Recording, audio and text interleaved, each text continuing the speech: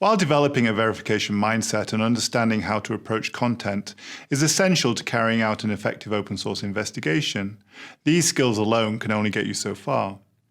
There are certain basic tools that are fundamental to verifying digital open source content, particularly visual content such as images and videos. Without them, many of the questions introduced above cannot be reliably answered. In this lesson, Gisela Perez de Acha, digital verification expert at the UC Berkeley Human Rights Center, will cover 4 essential tools that every open source researcher should be familiar with.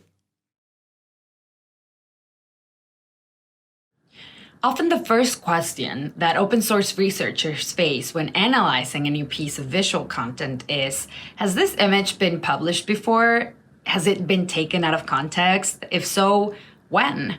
So we would usually do a reverse image search, and I'm going to show you one of the tools that makes it faster and easier to do. This tool allows you to determine other instances when the image or video that you are verifying has been indexed online by searching the databases of various image search engines.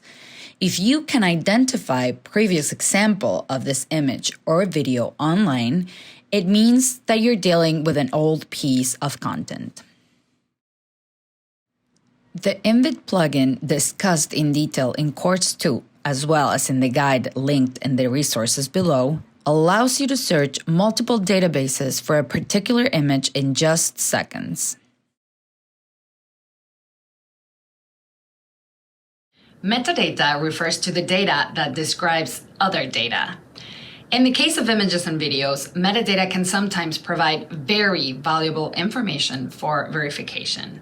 Like, for example, date and time where the image or media file was captured, GPS location coordinates, when it was uploaded to the internet, and sometimes even the device where the media was taken from.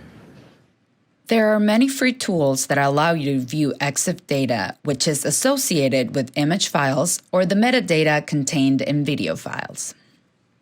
However, most social media companies strip away all metadata associated with content uploaded to their platform, meaning that content discovered on Facebook, Twitter, or YouTube, for example, will have no metadata to analyze.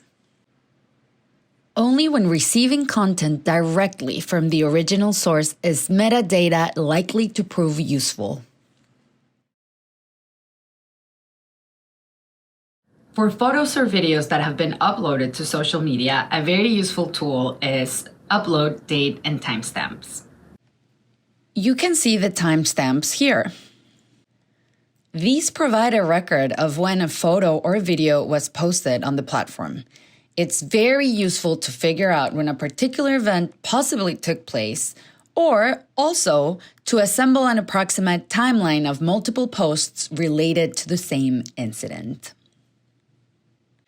However, not all social media platforms display upload dates and timestamps in the same way.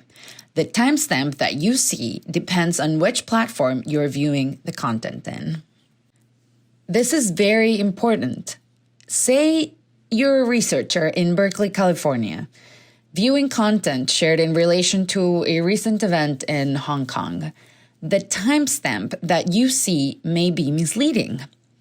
Tools like the Invid plugin or Amnesty's YouTube data viewer can help standardize date and timestamps, allowing you to convert to the local time zone of the area you're researching to get an accurate sense of when the image or video was uploaded to the internet.